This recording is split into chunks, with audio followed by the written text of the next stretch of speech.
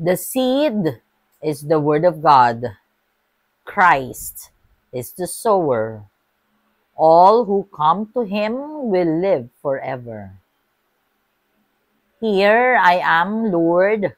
I come to do your will.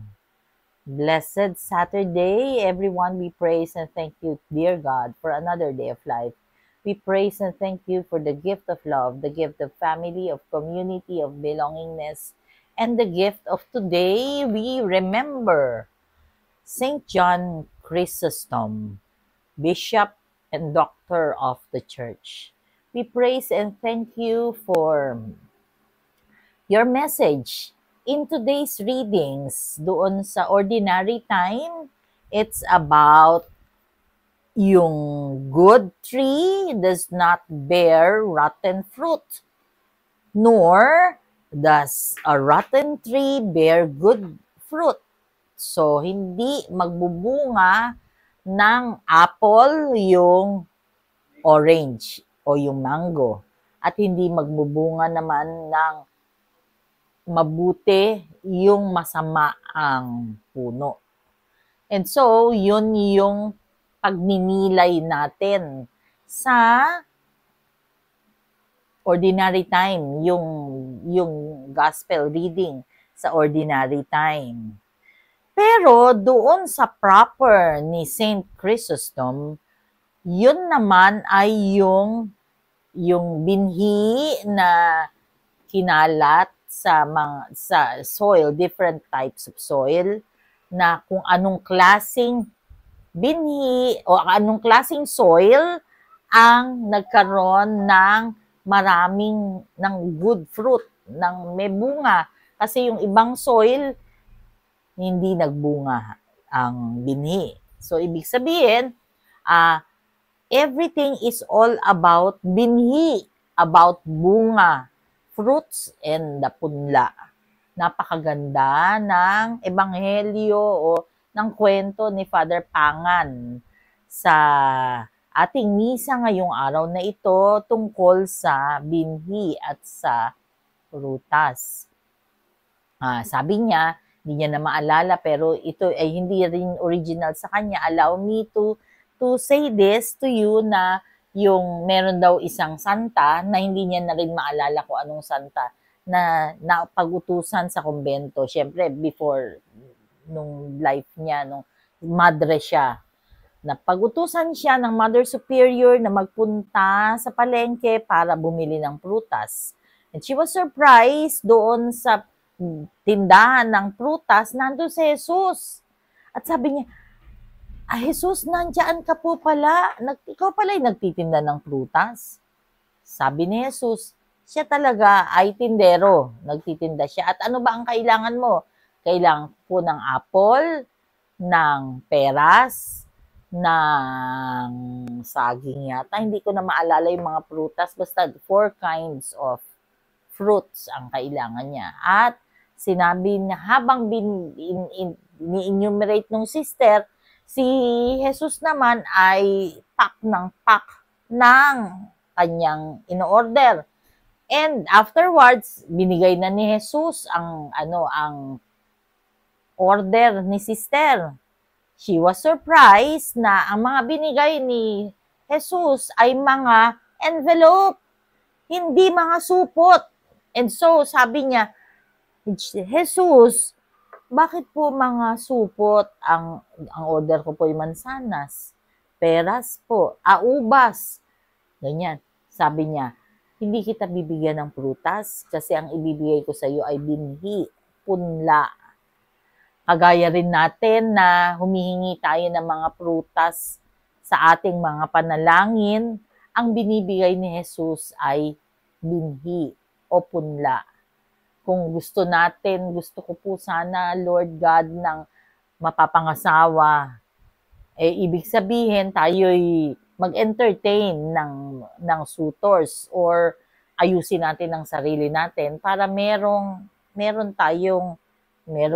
ma-attract sa atin. Pero kung hindi tayo maayos, parang in the same manner as yung mga estudyante daw ay humihingi ng sana po makapasa ako sa exam, ang ino-offer ni Lord ay yung course mo, at ikaw ay mag-aral, hindi one time, big time. Mag-aral ka. Gusto mo po na ang panalangin natin, magkaroon po sana ako ng magandang sweldo, magandang trabaho, nang gumanda yung buhay namin. Ang binibigay sa iyo yung work at ikaw ay magtrabaho ng mahusay, hindi yung one time, big time lang. Katulad ng naririnig natin sa Senado, di ba? Although hindi sinabi ni Father yon.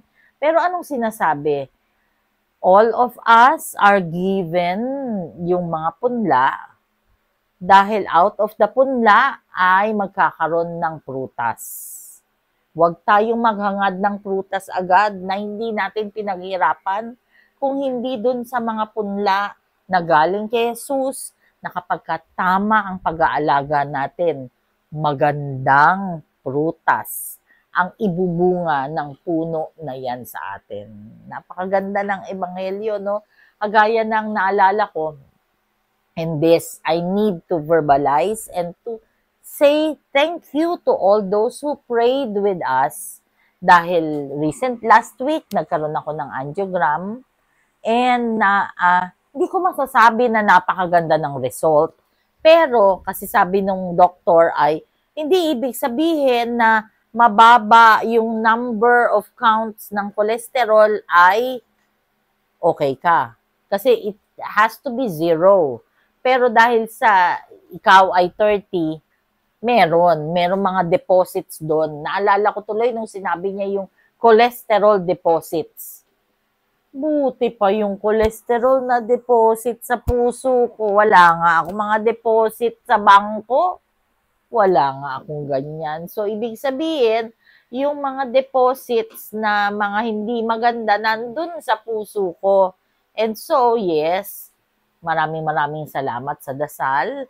Meron lang medicine para pang tunaw. Hopefully, matunaw daw yung cholesterol na yun na nasa artery. At meron pang sinabi, aorta ba or what? Basta may mga deposits ng cholesterol sa heart. Imagine. So, ibig sabihin, change of lifestyle, galaw-galaw, papayat. Although, hindi naman niya sinabi kasi matagal na niya nang sinabi yun. Sinabi lang niya, kahapon na senior ng cardio na meron siyang pasyente, 6 months na niyang tinitignan at mataas ang cholesterol, pero nireresetahan niya, hindi sumusunod. Kasi ang sabi, nag-exercise naman ako, Dok. Ano naman ako, fit naman ako, ganyan. Inatake, namatay. Walang 24 hours, namatay. So, na-stroke. Kaya sabi niya, to prevent that, sundin mo ang sinasabi ko sa'yo. Huwag kang kakain ng taba. So, ibig sabihin, change lifestyle. Pagkatapos, minom ka ng gamot. Ang sabi niya nga, huwag daw akong uminom ng generic. Huwag ko raw tipirin ang sarili ko. Kasi yung mga generic daw na meds, eventually, it harms the kidneys. Siyempre, hindi raw nila sinasabi yon kasi walang bibili ng generic. Pero sa totoo lang daw, yun daw ang after effect ng pagtitipid sa mga gamot. At kapag ka raw tinamaan na raw yung kidneys, hindi na raw yun na aandu. Hindi na nababalik. Kaya hindi katulad ng cholesterol, pwedeng matunaw, mga ganyan. And so, we praise and thank God for good results. We praise and thank God. Sabi ni Doc, hindi dapat magdiwang kasi hindi nga 0 eh. Pero, ibig sabihin, hindi ganun ka-alarming. Hindi kailangan ng angioplasty, ganun, hindi kailangan ng stent. So, not so good results, but good pa rin as compared doon sa very alarming situation. Alala ko yung palaging sinasabi ni Tito Jun, masama man o mabuti, Diyos lang ang nakakaalam. Pwedeng this would be a wake-up call na dapat harapin yung mga dapat harapin, baguhin yung mga dapat baguhin. In the same manner as hindi tayo makakakuha ng magandang result kung hindi tayo magpupunla ng magandang binhi. Or magandang binhi ang ibinigay ng Panginoon at hindi naman natin aalagaan. Let us pray. Lord God, we are sorry for our sins, either of commission or omission. We pray for healing healing of those who are sick, those who are requesting for prayers, and those who are praying with us right here, right now. Be with us, Lord God, always and in all ways, and allow your presence in our lives to manifest. Panginoon, please stay with us, for without you we are nothing.